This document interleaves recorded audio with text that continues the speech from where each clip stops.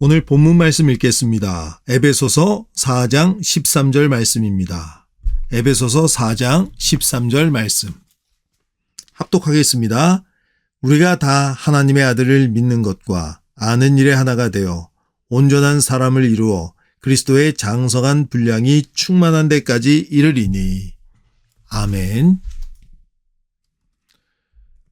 오늘부터 우리 장로교 개혁주의 신앙의 정수인 웨스트민스터 신앙고백서를 수요 성경 모임에서 설교하려고 합니다. 오늘은 첫 번째 시간, 왜 웨스트민스터 신앙고백서인가? 라는 제목으로 말씀을 전하겠습니다. 웨스트민스터 신앙고백서, 어떤 느낌이 드십니까? 일단 이름만 들어도 압도적인 위험이 느껴지지 않습니까? 뭐라 형용할 수 없는데 마음 언저리에서 부담감이 스멀스멀 올라옵니다. 만일 오늘 저희 설교가 끝날 때까지 여러분들의 마음 깊은 곳에서 올라오는 부담감이 사라지지 않는다면 저의 오늘 설교는 실패한 것으로 봐도 무방합니다. 시중에 웨스트민스터 신앙고백서에 대한 수많은 해설서가 나와 있는데 그 중에 하나를 선택해 읽는 것보다 제 설교가 더 쉽고 친근하게 이 고백서를 읽게 하지 못한다면 잘못된 것이겠죠. 자, 우리 다 같이 마음의 부담감을 내려놓고 400여 년 전 위대한 신학자들, 목회자들을 사용하셔서 우리 손에 쥐어주신 이 위대한 신앙고백서의 세계로 담대히 들어가시기 바랍니다. 저는 이에 대한 가급적 친절한 안내자의 역할을 감당하면서 또 돕도록 하겠습니다. 웨스트민스터 신앙고백서는 지금으로부터 400여 년 전이죠. 1647년에 작성되고 의결되고 채택된 신앙고백서입니다. 왜 웨스트민스터란 이름이 붙었냐면 런던의 웨스트민스터 성당, 또 사원이라고도 하는데 이 사원 성당에서 총회가 모입니다. 즉 잉글랜드, 스코틀랜드의 지도자들이 모여서 신앙고백서를 작성해서 바로 웨스트민스터란 이름이 붙게 된 겁니다. 무려 5년 동안 150명의 신학자들과 목회자들이 1000번 이상 회의를 하면서 이 신앙고백서를 완성해 나갔다고 합니다. 여기서 우리는 이런 의문을 제기할 수밖에 없어요. 왜 웨스트민스터 신앙고백서를 21세기를 살아가는 우리가 공부해야 되는가라는 문제입니다. 무려 400여 년 전입니다. 400여 년 전. 우리나라는 조선시대죠. 조선시대도 초기였죠. 우리는 21세기를 살아가고 있는데 또 지금 시중에 보게 되면 여러 선교단체, 또 교회, 유명한 목회자들이 교육과 선교와 훈련과 관련된 많은 교재를 만들어서 또 그렇게 훈련을 시키고 교육을 시키고 있는데 왜 400년 전에 작성된 웨스트민스터 신앙고백서를 지금도 공부해야 되는가에 대한 의문이 들 수밖에 없죠. 이에 대한 답을 오늘 제가 해드리려고 합니다. 그 첫 번째는요. 우리가 속한 장로교가 채택한 교리의 표준 문서가 웨스트민스터 신앙고백서이기 때문에 그렇습니다. 우리 장로교회는 여러 교단이 있는데 우리 한국교회는 합동, 통합, 고신, 백석이라는 4개의 큰 교단이 있는데 이 교단들 모두가 웨스트민스터 신앙고백서를 교리의 표준으로 삼고 있습니다. 좀 전에 읽었던 본문 말씀 에베소서 4장 13절에 보면 우리가 다 하나님의 아들을 믿는 것과 아는 일에 하나가 되어서라고 말하고 있죠. 하나가 되어야 되죠. 우리가 믿는 하나님이 한 분이시고 우리의 주님이 한 분이시죠. 예수 그리스도가 우리의 머리가 되시고 교회는 세상의 많은 교회, 또 교단, 또 여러 지교회가 있지만 우리는 한 머리가 되시는 한 머리이신 예수님을 주님으로 섬기면서 그 안에 한 몸을 이루어야 됩니다. 그러기에 우리의 신앙 고백도 하나가 되어야 되죠. 바로 이런 이유 때문에 신앙 고백서가 작성된 것입니다. 신앙 고백서가 성경의 권위를 넘어서는 것은 아닙니다. 우리에게 주신 66권의 성경책, 그 안에 있는 신앙의 진리를 체계적으로 알기 쉽게 정리한 것이 바로 신앙 고백서입니다. 그래서 이 신앙 고백서를 통해서 우리는 바른 신앙 안에서 또 기독교의 역사를 통해서 여러 이단들이 때마다 등장해서 우리의 신앙을 어지럽힙니다. 그런 이단에 대항하면서 바른 신앙 체계를 세워나가기 위해서 필요한 것이 바로 신앙 고백서입니다. 그리고 우리 장로교회는 웨스트민스터 신앙 고백서라는 위대한 문서, 고백서가 우리에게 주어졌습니다. 물론 예외가 있어요. 이 통합교단, 합동과 함께 양대, 큰 교단이죠. 통합교단 같은 경우에는 2002년도에 21세기 장로교회 신앙고백서를 출간해냈습니다. 즉 21세기 새로운 시대에 맞는 신앙고백서가 필요하다. 물론 그렇다고 통합교단이 웨스트민스터 신앙고백서를 폐기하거나 필요 없다라는 것은 아니고 보완하고 발전시켜서 신앙고백서를 작성했다고 이야기합니다. 어떤 것들을 보완하고 또 발전시켰느냐. 그래서 그 기간, 즉 400년 전에 웨스트민스터 신앙고백이 작성됐잖아요. 그 이후에 특히 19세기에 여러 역사 비평, 여러 신학적인 발전, 저는 발전이라고 보질 않아요. 그런데 하여간 그 여러 가지 등장한 신학적인 견해도 또 보완하고 또 그리고 에큐메니칼, 교회 일치 운동이나 또 새롭게 환경 오염의 문제가 대두되는데 생태 보존과 관련된 또 여러 견해들도 보완했다. 또 발전시켰다라고 이야기하는데 제가 합동교단에 속해서 그런 것은 아니고 제 순수한 견해를 이야기한다면 화사첨족인 것 같아요. 뱀을 그리고 발을 그려놓은 것처럼 웨스트민스터 신앙 고백으로도 충분한데 충분히 21세기에도 유효한데 굳이 보완하고 발전시켜서 그 초점을 흐린 것은 아닌가 그렇게 생각해 보게 됩니다. 왜 저는 그렇게 생각하느냐? 일단 두 번째로 왜 21세기에도 웨스트민스터 신앙 고백서를 공부해야 되느냐? 두 번째 그 이유는 웨스트민스터 신앙 고백서가 탁월하기 때문에 그래요. 말 그대로 탁월해요. 그리고 그 탁월한 문서를 작성했던 17세기의 신학자들도 탁월해요. 제 생각에는 그 시대 종교개혁이 이루어졌던 16세기 또 17세기의 웨스트민스터 신앙고백서 같은 위대한 신앙고백서를 작성했던 그런 신학자들, 목회자들에게 하나님이 그 시대에 부어준 놀라운 은혜, 은총이 있었던 것 같아 보입니다. 그래서 그 시대보다 지금이 또 지금 시대의 신학자들, 우리가 더 나은 것이 아니에요. 우리가 생각하기에는 400년 전보다 지금 시대가 더 발전됐다고 생각하는데 그렇지가 않아요. 이 웨스트민스터 신앙 고백서의 그 탁월함에 대해서는 19세기에 나온 로버트 쇼 목사님의 해설서가 있는데 이 해설서가 지금도 가장 유명한 해설서로 알려져 있습니다. 웨스트민스터 신앙 고백서가 나온 지 200년 뒤에 또 로버트 쇼 목사님이 해설서를 작성한 다음으로부터 또 200년 가까이 지나가서 200년 가까이 또 지나갔습니다.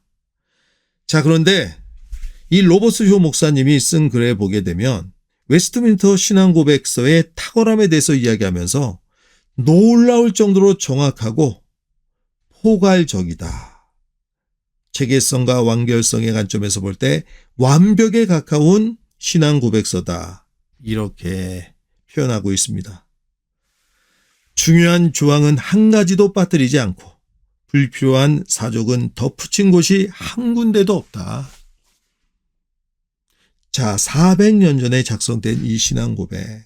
중요한 것은 한 가지도 빠뜨리지 않았고 또 불필요한 것은 전혀 첨가하지 않았다. 아주 간결하면서도 명료하게 작성되었습니다. 그래서 16세기의 종교개혁자들, 17세기에 이런 신앙고백서를 작성한 신학자들에게는 하나님이 특별한 은총을 부어준 것 같아요. 자, 우리가 21세기를 살아가고 있는데 그 16세기, 17세기에 비해서 일단 과학이 발전했어요. 자연과학, 응용과학이 비교할 수 없을 정도로 많이 발전했지만 또 그와 함께 지금 시대를 이야기할 때 인문학이 쇠퇴하고 있다. 이야기 들어보셨죠? 그렇습니다. 인문학도 그 400년 동안에 발전해 왔는데 19세기와 20세기 초에 아주 절정을 이룬 것 같아요. 도리어 지금은 도리어 인문학이 쇠퇴한 것 같은 그런 시대를 살아가고 있습니다. 자, 그래서 그 400년 동안에 과학이 발전하고 또 과학의 발전과 함께 여러 논리학들 그리고 또 이와 함께 신학도 발전했다고 하는데 제가 보기엔 발전한 것이 아니에요. 여러 비평이 등장하고 여러 논쟁이 발생했지만 우리가 바른 신앙 안에서 성경을 보고 또 그 성경 안에서 바른 믿음의 길을 걸어가는 데 있어서 신앙 고백서를 작성하는 것, 그 신앙 고백서를 작성하는 데 있어서는 17세기의 웨스트민스터 신앙 고백서, 그리고 그것을 작성했던 신학자들, 그 수준을 우리가 넘어서지 못해요. 그렇기 때문에 바로 21세기에도 웨스트민스터 신앙 고백서를 여전히 공부해야 된다는 것입니다. 그래서 로버트 쇼 목사님도 바로 이 사실을 언급하면서 신앙 고백의 작성자들은 탁월한 지식과 능력을 갖춘 목회자들이었다.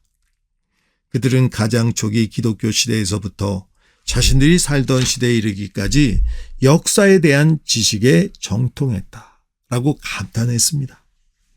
또 200여 년이 지난 지금 시대를 살아가고 있는 우리도 감탄할 수밖에 없어요. 감탄할 수밖에 없어요.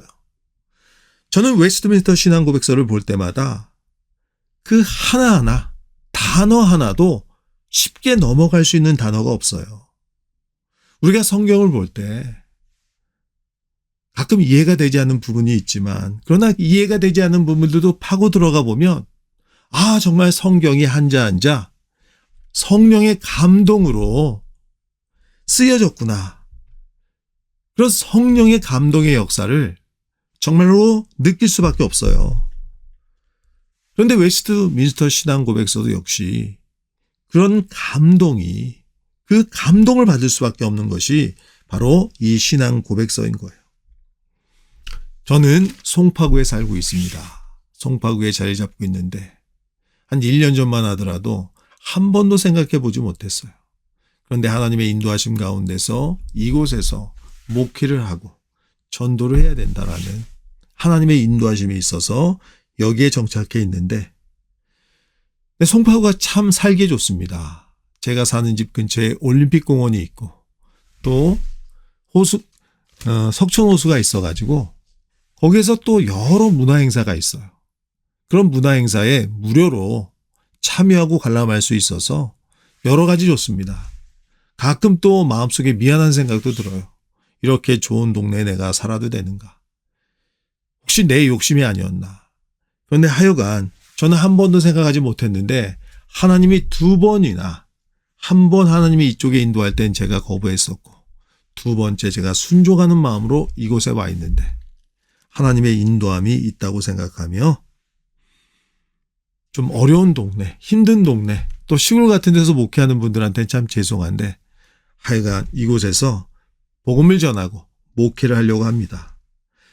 자, 그래서 올림픽공원과 석촌호수에서 종종 클래식 공연 같은 문화 행사가 벌어지게 됐는데, 자, 보통 클래식 공연을 하게 되면, 연주를 하게 되면 어떤 곡을 연주합니까? 저도 1년 동안에 여러 공연을 들었는데 대부분 낭만파 음악가들, 베토벤, 모차르트의 곡을 연주합니다. 우리가 보통 클래식 음악, 클래식 연주하면 뭐가 떠오릅니까? 고전, 바로크 음악들, 바흐, 핸델. 또 작년 가을에는 석촌호수에서 발레 공연을 하더라고요. 저는 발레 공연을 처음 봤습니다. 발레 공연을 보러 공연장을 가본 적이 없어가지고.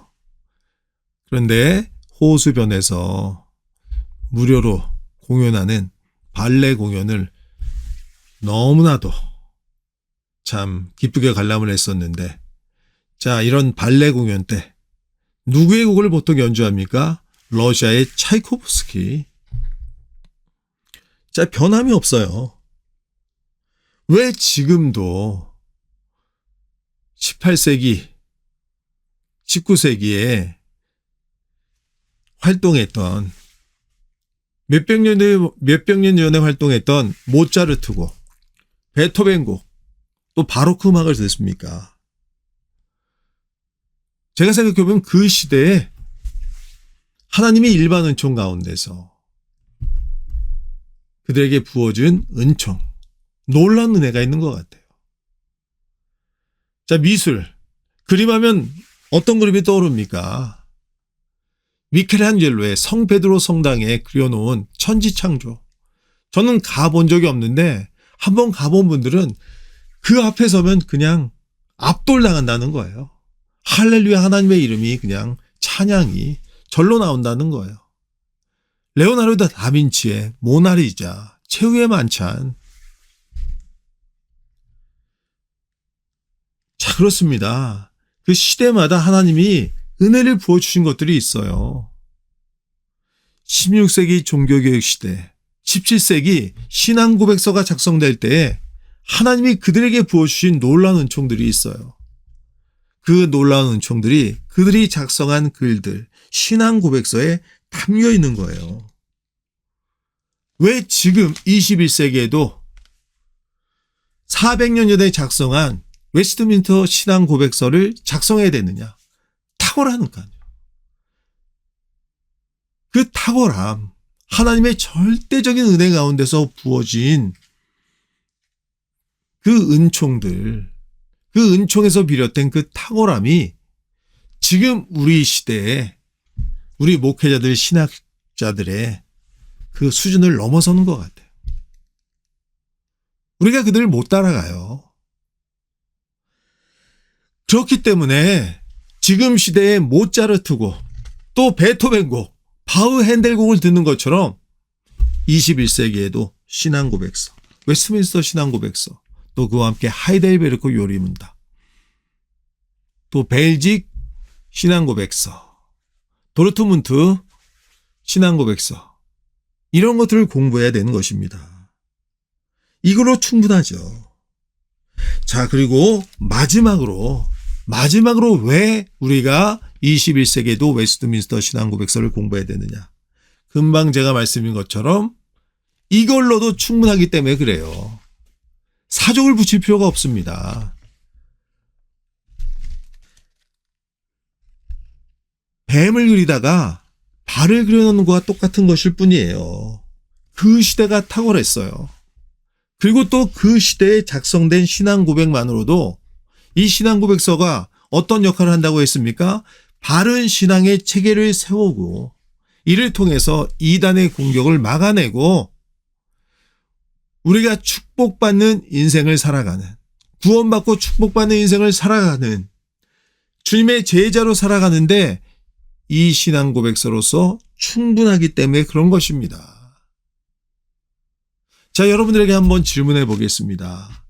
50년 뒤에, 앞으로 50년 뒤에도 우리가 알고 있는 그런 유명한 교재들, 지금 나온 유명한 교재들이 계속해서 쓰여지게 될까요? 확언하기 쉽지 않아요. 제 생각은 그렇지 않을 것 같아요. 그렇지만 웨스트민스터 신앙고백서는 400년 동안 변함이 없습니다. 지금도 읽혀지고 있어요. 그렇기 때문에 고전이고 하나님의 은총인 것입니다. 사실 이걸로 충분합니다. 교회들마다 교회가 커지고 힘이 있어지고 재정적인 여유가 생겨지게 되면 자체 성경 공부 교재도 만들고 묵상집도 만들고 하는데, 물론 그 노력을 제가 폄하하고 싶은 마음이 없습니다. 그런데 저 같은 경우에는 대형 교회를 할 여유가 있는 것도 아니고 그 능력 있는 것도 아니고, 아니 꼭 대형 교회를 하지 못해서가 아니라 저는 좀 더 우리 목회가 단순해야 된다고 생각이 듭니다. 일단 가장 기본, 우리도 공부할 때 교과서를 열심히 공부하라고 하지 않습니까? 성경 그 자체를 열심히 공부하면 됩니다. 자, 그래서 많은 교회에서 그렇게 하고 있는 것처럼 성경 묵상 교재, 우리 한국 교회에서는 두 가지가 유명하죠. 매일 성경, 성서윤회에서 나오는 매일 성경, 또 오늘이 출판사에서 나오는 생명의 삶. 근데 저의 신앙적인 정체성과 좀 맞는 것은 매일 성경이 맞아요. 그래서 매일 성경 새벽마다 묵상하고 있습니다. 자, 그래서 주일 설교 같은 경우에도 새로운 또 각권이 시작될 때마다 한 번씩 매일 성경 본문에 맞춰서 설교합니다. 그 외에는 절기 설교하고, 그 외에는 또 그 해에 제가 또 중점적으로 설교했으면 하는 부분들을 설교하고. 자, 그러면 되는 거죠. 그리고 좀 더 성경 공부가 필요하다면 각권, 이 각권에 대한 깊이 있는 성경 공부를 하게 되고, 그래서 성경 그 자체, 성경 신학과 함께 웨스트민스터 신앙 고백 같은, 그래서 우리 수요일에는 웨스트민스터 신앙 고백을 제가 앞으로 설교할 거거든요. 그래서 설교 시간 하나를 할애해서 웨스트민스터 신앙 고백을 차근차근 공부해 가면 이걸로만도 충분하다는 거예요. 바른 신앙생활을 하고 성경을 바로 이해하고 이단을 분별해내고 우리가 축복받는 신앙생활을 하기에 충분하기에 우리는 웨스트민스터 신앙 고백을 공부해야 되는 것입니다. 전 그래서 다른 교재 굳이 만들어내려고 하지 않습니다. 결국 다른 교재들도 다 보게 되면 이 종교개혁의 산물, 그리고 신앙 고백서에서 다 나온 것들이거든요. 우리가 굳이 그런 것들 여러 번잡하게 여러 훈련, 교재, 공부할 필요 없이 성경 갖고 공부하고 또 웨스트민스터 신앙 고백 공부하면 충분하다는 것입니다. 자, 말씀을 마치겠습니다. 오늘부터 첫 시간, 오늘부터 웨스트민스터 신앙 고백을 차근차근 저와 함께 공부하고 은혜 나누는 시간을 가지려고 하는데, 이 웨스트민스터 신앙 고백으로의 여행, 제가 또한 좋은 안내자가, 기도하면서 좋은 안내자가 되도록 노력할 테니 또 함께 또 귀한 은혜 바다로 담대히 걸어가시는 하나님 백성 되기를 주의 이름으로 축복합니다. 기도하겠습니다.